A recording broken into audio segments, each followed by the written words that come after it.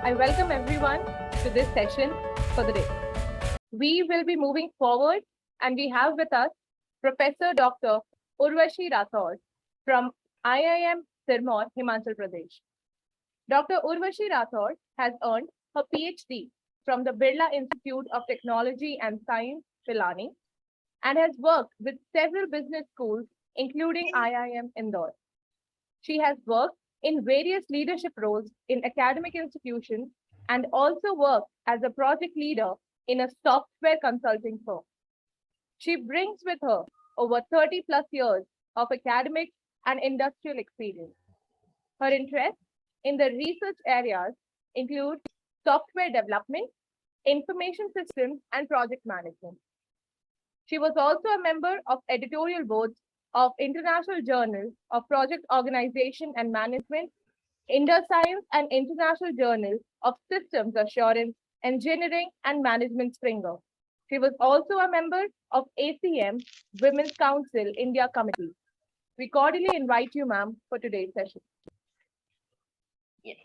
Thank you very much for this introduction and the invitation to this conference. A little unfortunate that I'm traveling because of some emergency. Fine. Now, since this is the first session, and I appreciate the fact that philosophy of research is being taken as the first topic for today's seminar. This is my personal experience as a student of research, as well as I kept helping many researchers on my way as an academic. Understanding philosophy of research is very useful for conducting research. And therefore, and to start with this, I think seminar is actually justifying its occurrence, its holding. In general, I think my presentation slide is on the screen, and we can go to the next slide after the topic slide, the second slide. Yeah. So basically, I'm starting with the definition of research. What do we understand by research? And the purpose of this is just to make audience aware of the intricacies which are very important for us to know. It is defined in Oxford English Dictionary as an endeavor to discover new or collate old facts by the scientific study of a subject or by course of critical investigation. Now, in general, while interacting with my students, I keep asking that, like in this definition itself, there are some words which are very typical. For example, when we say scientific study, what do we mean by scientific study? Or critical investigation, what do we mean by critical investigation? It is easy to appreciate that we want to discover something new, or we are collating old facts to find out something new. But basically, what we keep using terms like science frequently in our conversation. But what do we understand by scientific study? So when we go to find out further meaning, scientific or critical inquiry is generally intended to be as objective as possible in order to reduce biased interpretation of results. This is quite a direct communication, saying that you need to be as objective as possible. Objectivity is important. Now, what do we mean by being objective? So the opposite of objective is being subjective, where human emotions play very important role. And objectivity means when we are beyond those human emotions, when we are using reason and where there is no place of emotion. So as objective as possible, because we are actually searching for the truth, searching for something which is dependable, which is trustworthy. And what actually affects the objectivity adversely, that is the bias in our way of looking at things. So And how do we introduce biases? Only because we are emotional in nature. So our emotions are affecting the objectivity of whatever we are looking at. So scientific study is basically uh, uh, a study of something with a conscious effort to remove the biases all across the process of that study. The second view, of course, I continued looking for the meaning of research, going deeply into this. And then we come to know that it is a procedure by which we attempt to find systematically. So, again, a catching word, systematically and with the support of demonstrable fact, the answer to a question or the resolution of a problem. Of course, means again we understand that there has to be some kind of problem which has to be resolved, and a scientific process is adopted to find out the solution, and that scientific process is supposed to be systematically. Systematically is basically going step by step, and at every step we see if there is any reason which is introducing anything which is introducing a bias, then that has to be minimized, that has to be removed. Scientific method or procedure that has characterized natural science, it consists in systematic observation, measurement, experiment, formulation, testing, and modification of hypotheses. So basically, what I'm trying to convey is that when we talk about research, we are trying to find out something new or create something new from the existing facts. And in this process, we have to remove the biases which can be introduced because of our different state of emotions. And that is the reason why the process of research has to be done in a very systematic way. There has to be some plan in mind, a detailed plan, because wherever we can go wrong, that should be known to us. And going wrong is not about conducting something which is not right, or which has to be done in a different way. Basically, we look into the steps which will be actually not uh, bringing in any kind of contamination in the whole process. And that contamination can be in terms of our opinions, our inclinations, our views. So we are supposed to avoid that. Going to the next slide, scientific inquiry. So basically here I am closing my discussion on research, that the ability and willingness to assess claims and make objective judgments on the basis of well-supported reasons. This is what scientific inquiry is. So here it's not only ability, but it is willingness also. So as a researcher, when we start our journey, we should be willing to assess whatever has been claimed or whatever we are trying to find out, about which, for making any objective judgment, there has to be a good set of well supported reasons, well supported evidence. And this inquiry, we of course we do it for removal of biases. Next slide. So why do we research? Because we want to contribute to the existing body of knowledge of our discipline, or there could be some kind of problem which has to be resolved, and some decision has to be made.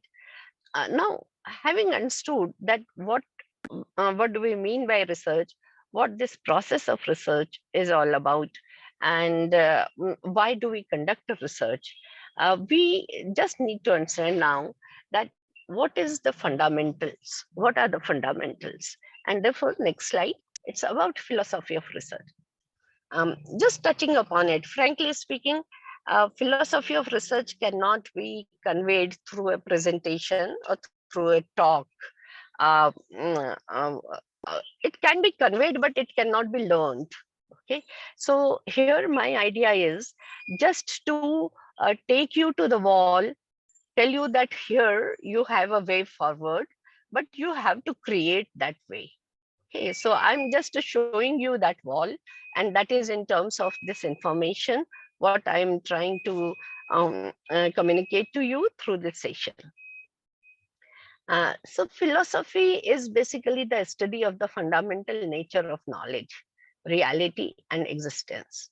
Generally, when we have discussion-based sessions, uh, knowledge is means how do we define knowledge? In philosophy, knowledge is the absolute truth.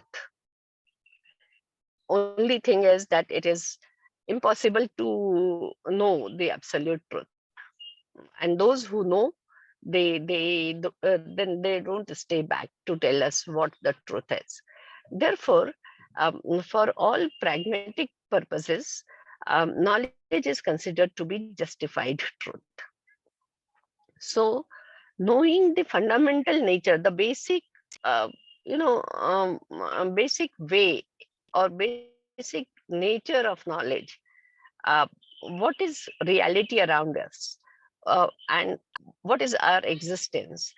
When we study this, then this is what philosophy is. And you can understand how close research is with philosophy, because many of our problems or many of our topics of research are related to the study of fundamental nature of something which we want to know, some phenomenon which we really want to know more and more about. The basic concept which comes from philosophy is metaphysics. And as name suggests, metaphysics is beyond the physical world, beyond those things which can be sensed by five senses. Okay? All those physical world around us, beyond that physical world, we have whatever we have. That is what metaphysics constitutes.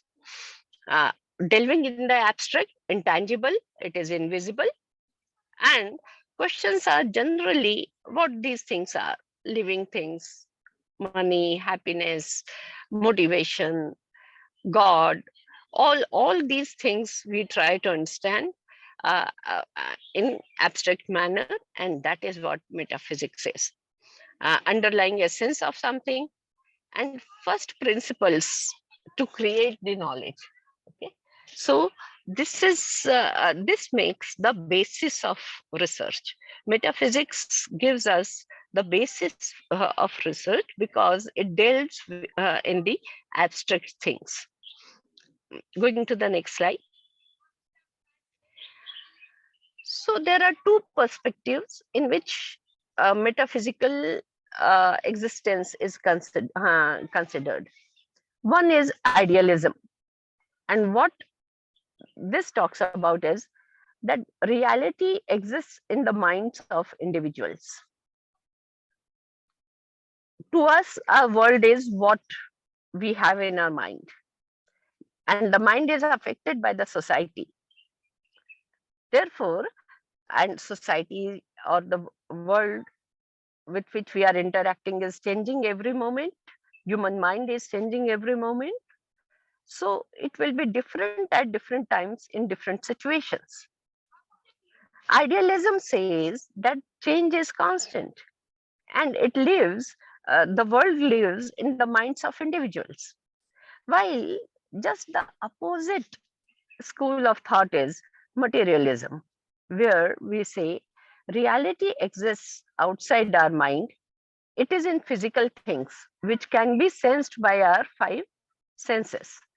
And the mind is even in case of materialism, mind itself is a material. So when we study brain or when we study psychology, mind itself is a thing to us. Okay? It is a stable. All physical things outside our mind are not changing so frequently.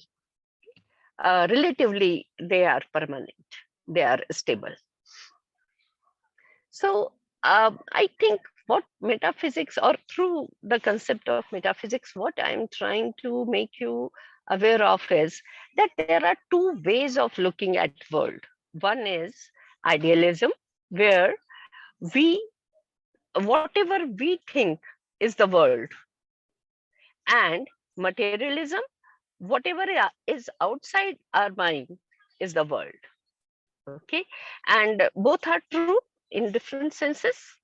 For example, if I have to study the world of animals, then they are staying outside my mind. I means biology or zoology or botany, all those subjects are basically following the materialistic metaphysical paradigm.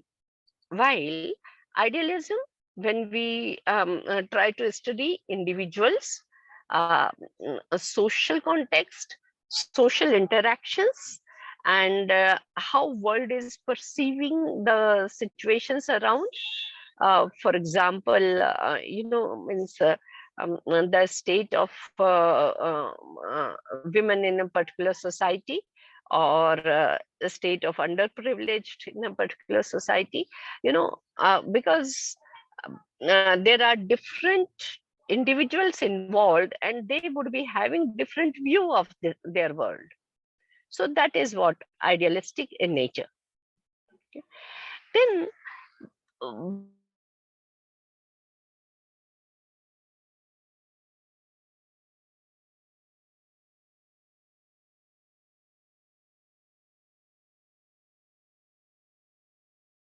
when we say some very concrete concepts, uh, even when I say a chair, almost all across the world, what we get in our mind is uh, a certain physical thing which has got four legs and a seat where somebody can sit, right?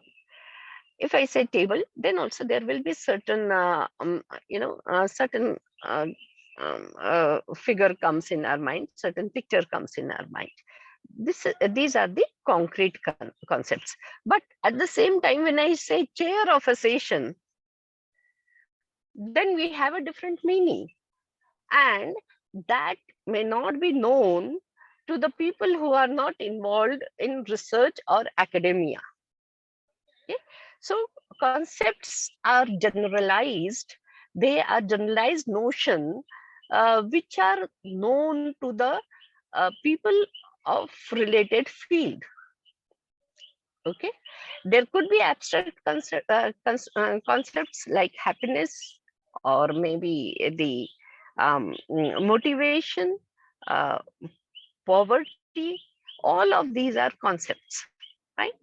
Ontology is basically is the study of being, study of things around us, characteristics of those things. So when we are focusing our problem when we are focusing our research on a problem, then the problem would be having certain beings, certain things in that. And those things, a study of those things, what are their characteristics? Even if I talk about, if I consider judiciary as a being, then what are the characteristics of judiciary?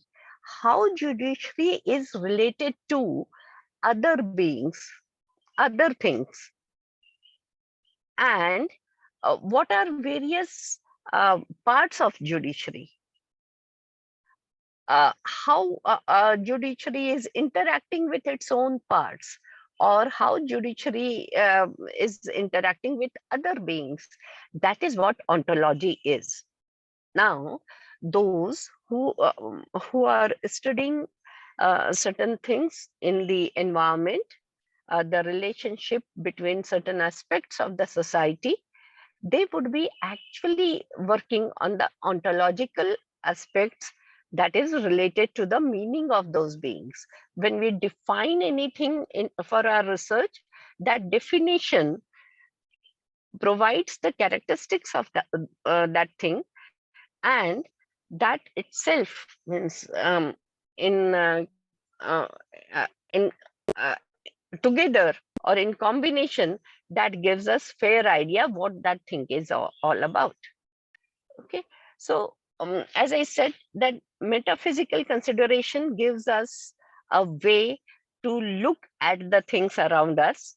Ontology is basically about those things with which we are dealing in our research. Our topic may be, a research topic may be just a typical ontology of something. No, the whole study could be defining the characteristics of something and how it is related to each other, how it is related to others, and within that thing, how components are connected. All of those things, they make the part of ontology. Next slide. Epistemology is, okay, I just simplify this by saying that when we explain something, that how do we know what we know? That is epistemology. How we know what we know. Whatever we have tried to find out, and now we have discovered something, what was the process of that discovery? How dependable that process is, that is defined by epistemology. So when you remember, I was talking in the previous slide,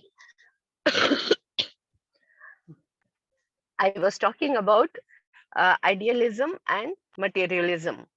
And then when I define ontology, even ontological submission could be in two different aspects. One is known as realism, which is basically alignment with the materialism, and relativism, which is alignment with idealism.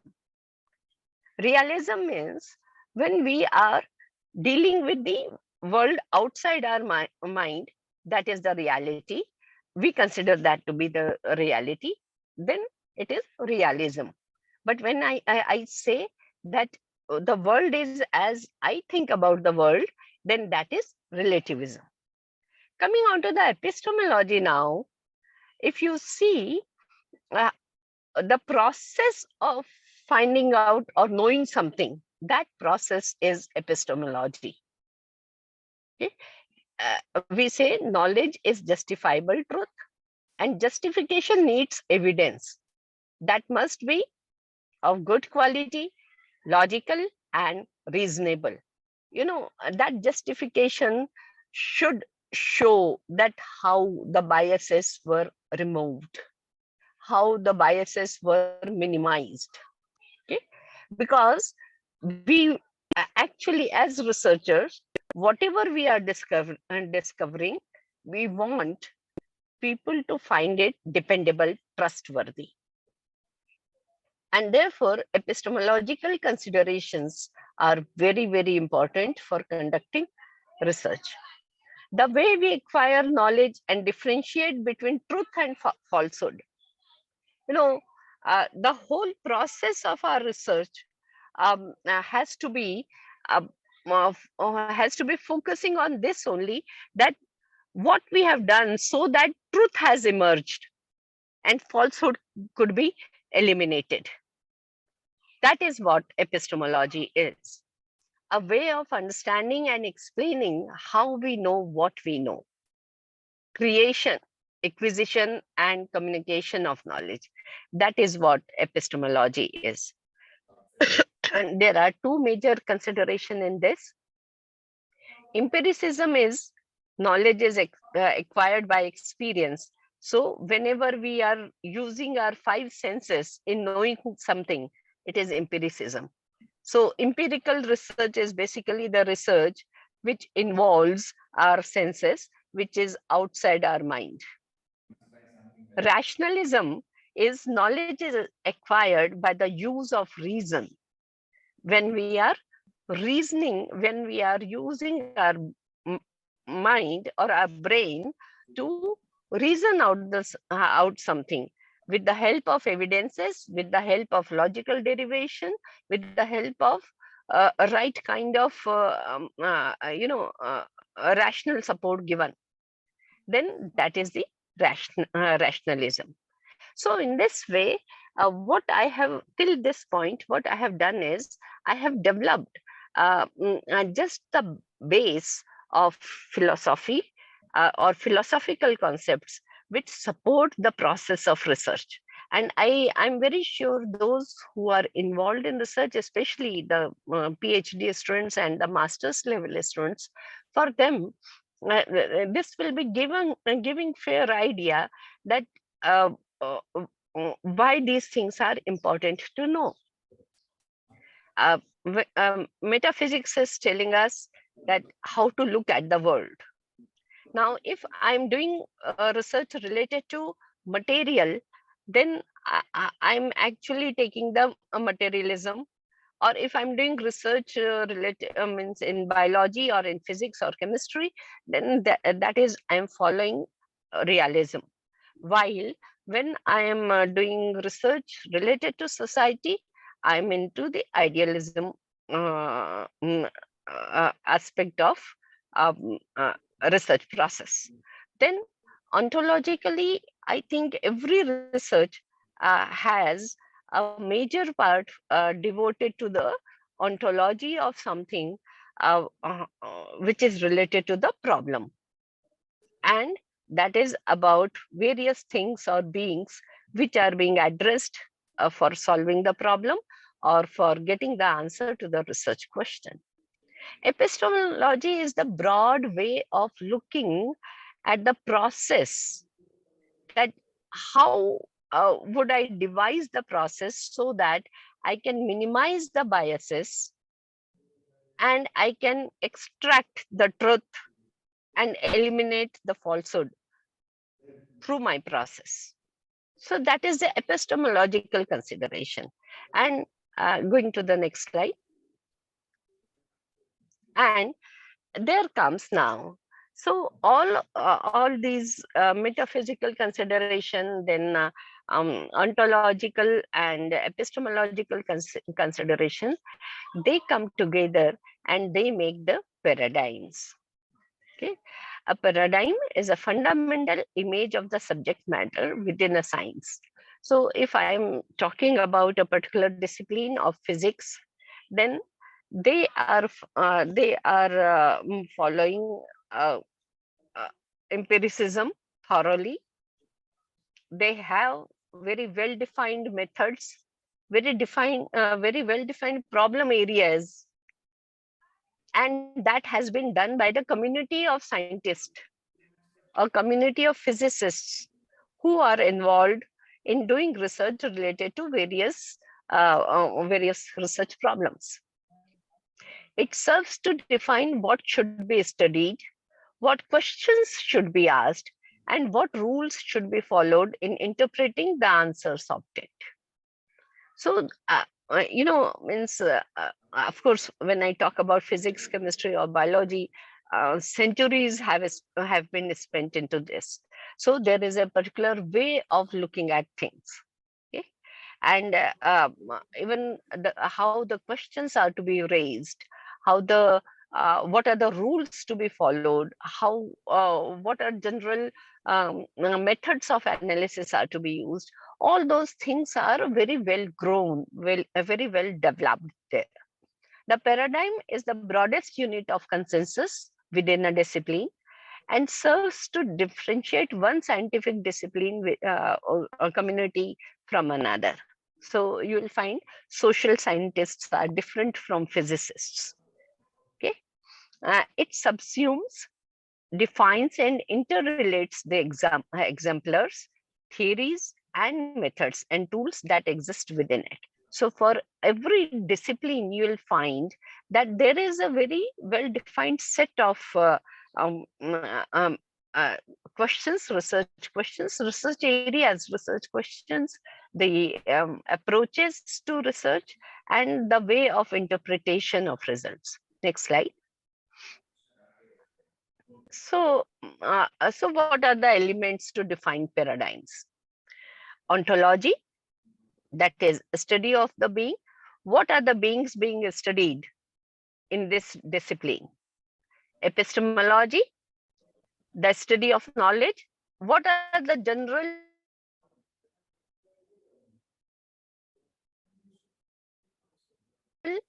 processes being adopted for knowing whatever is being known. Theoretical perspective, the context of the phenomenon being studied. Whatever is the well-established set of principles and hypotheses related to that phenomenon, that is being referred to every time. It is a way of looking at the world and making sense of it. Then methodology, the plan of action for conducting research. Okay, and methods, the techniques for gathering and analyzing data. So all these elements, when taken together, they make the paradigm. Next slide. I think you can have here. I'm just introducing two of those which are easy to appreciate, and there are many others, but I'm not touching upon that. That needs means teaching paradigms will take at least 8 to 16 hours to discuss each of them in detail. Positivism is basically the ontological considerations are realism, that object exists independent of knowers, reality exists independent of researcher. That is the ontological consideration in positivism. Epistemologically, it is objectivism, that the reality can be determined by impartial discovery of absolute knowledge. Researcher is independent of the object of research. That is what positivism asks for. Theoretical perspectives, phenomenon has independent existence that can be determined by research based on data and facts. That is the theoretical perspective when it comes to positivism, depending solely on data. Methodologically, explaining relationship, causation, basis for prediction and generalization. That is what is being desired in positivism. Methods which are being used, standardized tests are there, closed-ended questionnaires are being used for collecting data, experiments are done, random samples are taken, empirical testing is done. Constructivism is just means a very opposite view of looking at the world as compared to the positivism. Here, ontologically, it is relativism. Reality is subjective and differs from person to person. Reality is constructed by individuals. Epistemologically, it is subjectivism. The world does not exist independently of our knowledge of it. It is the meaning is constructed by individuals, and it is meant for understanding the social interactions. Theoretical perspective is different people construct meaning about the same phenomenon in different ways. Of course, we understand this. Then methodologically, understanding phenomenon from an individual's perspective, phenomenology, ethnography, case studies, they all are under the constructivism paradigm. And methods of collecting data and analysis, interviews, focus groups, observations, thematic analysis, content analysis, all of them together make the paradigm of constructivism. Now, my objective of introducing you to these two paradigms was just because when you proceed for the journey, especially I'm talking about the students, then they will have to choose one of those paradigms depending on the topic.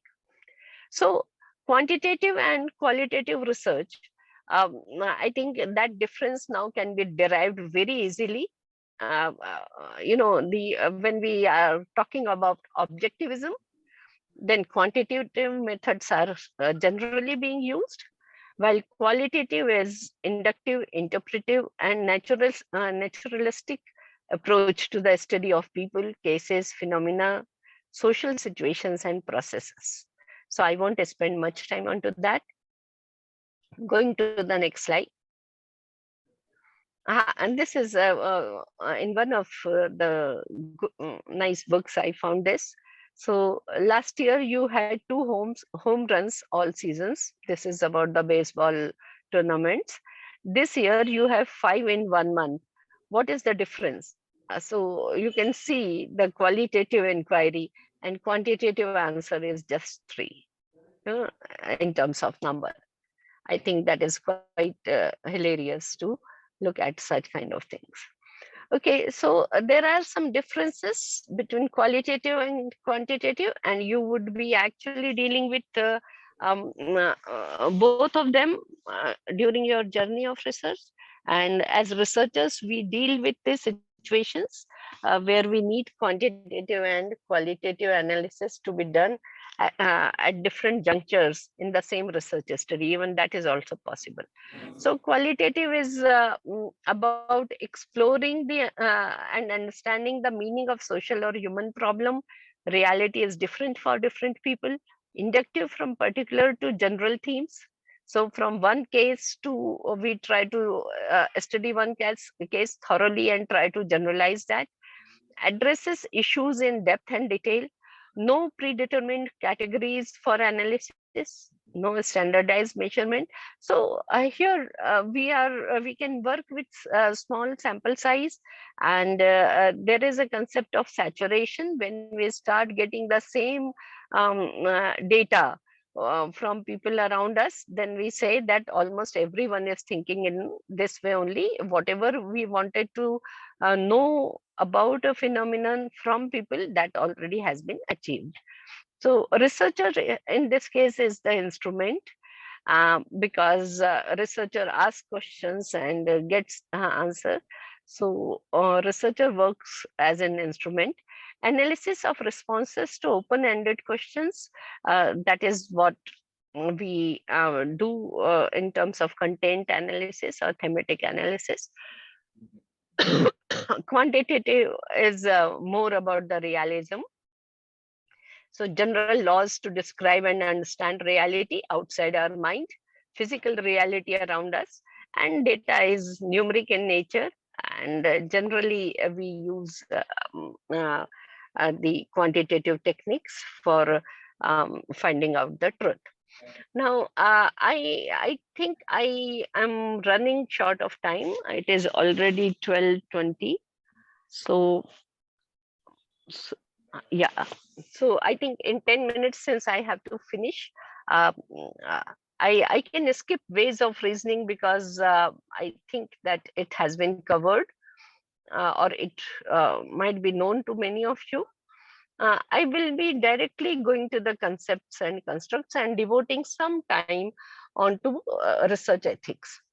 So I was talking about various concepts which are to be used. When we talk about concept, it is generalized idea or notion, which is actually known all across the discipline. All across the discipline, people have, people know the same meaning of something, some notion, some physical thing, some abstract thing. Sources may be established norms or some newly developed ideas. Okay.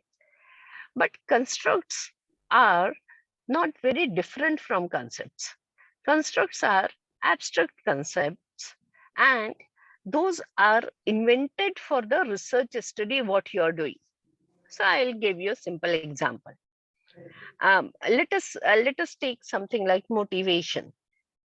Abstract concept. Already there is a whole research literature available to us, and that literature has many definitions of motivation. If you see chronologically, you will find that definition of a particular concept has been improvised over the years by the researchers. So you go through all those definitions, you do logical analysis of that what each definition means, how one definition is different, what is the improvement which has been introduced to a definition. Like this, you analyze those definitions, and then According to the requirement of your research topic, either you choose one of those definitions or you create a new definition by combining them or by introducing something new which you think should be introduced. So if you are accepting an existing definition of a concept as it is, or if you are improvising that definition of concept, whatever you are doing, if you are doing it for your research, the same concept becomes a research construct. I hope you are able to appreciate the difference. Concept is generalized notion available in the literature related to your discipline. And there may be multiple definitions of the concept, although the overall meaning would remain the same, but there will be more and more refinement of that concept over a period of time. Construct is when you define a construct, you define a concept for your own research study. Now, how to define a concept for your own research study, which will become your research construct?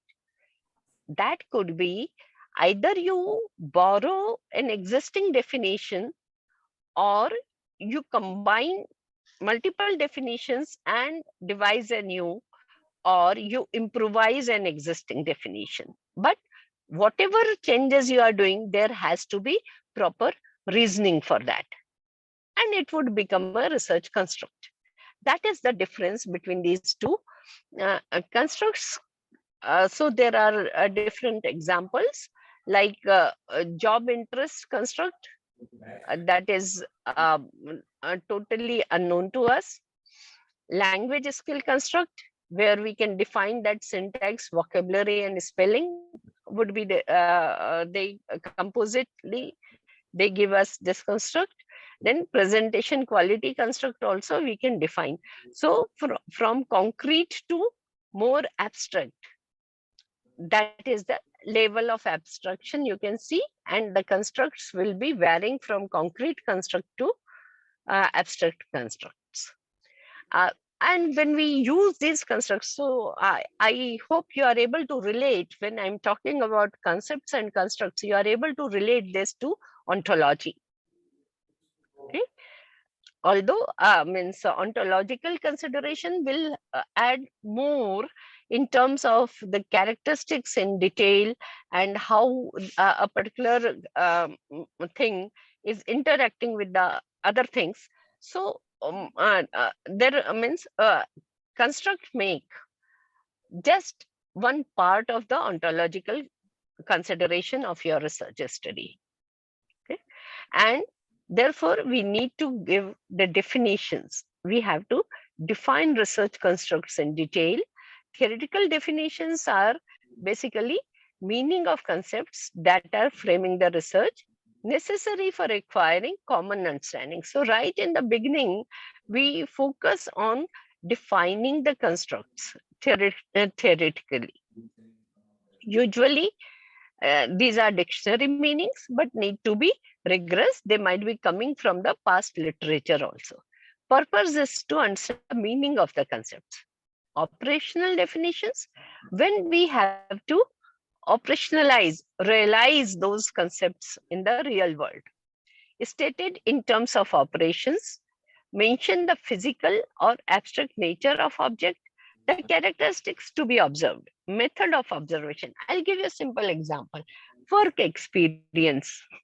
Now, in general, work experience involves even the intensity and dedication with which somebody has worked and gained a lot of knowledge through the experience.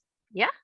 But in a real world, when we go for research, we generally take work experience in terms of the number of years of work. Okay. So that is the difference between theoretical and operational definitions. Last few minutes I'll spend on ethics and research. And of course, means I'm just left with 4 or 5 minutes. So I just want to be very open, and this is a research forum. Researchers are sitting, students are sitting, and let me be very frank about my apprehensions when we talk about research studies. When I read about research studies, what I find is identification of problem. Even uh, uh, there is a kind of fashion that in my area, what kind of work is happening? So let me do the similar kind of work. No, my suggestion as a researcher is find out the problem which has to be resolved. Literature is useful in building up the theoretical and the discipline specific knowledge.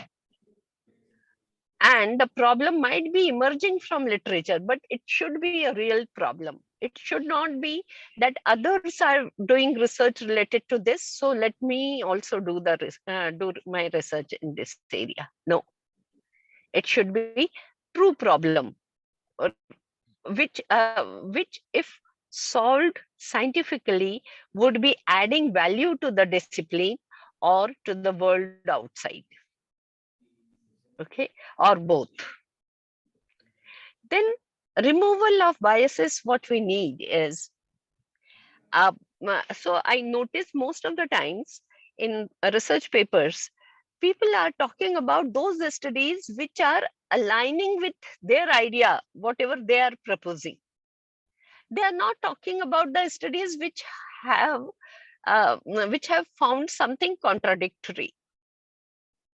Actually, the best way is that you talk about the alignment and also contradiction, and then you have to justify that why not focusing on this contradiction is right. What is the weakness of the contradiction? If contradiction is weak, then obviously your alignment is justified. So people try to avoid talking about the studies which go against their proposition. And that is something unethical, I consider. Measurement instrument, many times we never bother about the validity construct and concurrent validity. We don't bother about that. External, internal validity, we don't bother about that. And we use the instruments. Please don't do that. If your measurement instrument is incorrect, you can never get dependable results. Data collection, and especially means sometimes with students when I find cooking up of data, please don't do that. I keep saying do good research because your grandchildren are going to read your research papers, and if they come to know that you had actually goofed up, then it will be affecting their morale. Don't do that. Okay. Analysis and inference, only those things which suit your proposition, you are focusing on that, but not the other ones. Even that has to be pointed out. Be very transparent and open about the things. Okay. Scientific reporting, plagiarism is a big problem. It should be avoided at any cost. And propaganda, oh my God. Whatever is my ideology, I try to twist results according to that. Don't do that. As a researcher, you are basically, your responsibility is of truth, and you cannot run away from that. Okay. So as Taleb said once, absence of evidence is not the evidence of absence. Okay. Be very, very careful about this. So I think with this, I can close my session.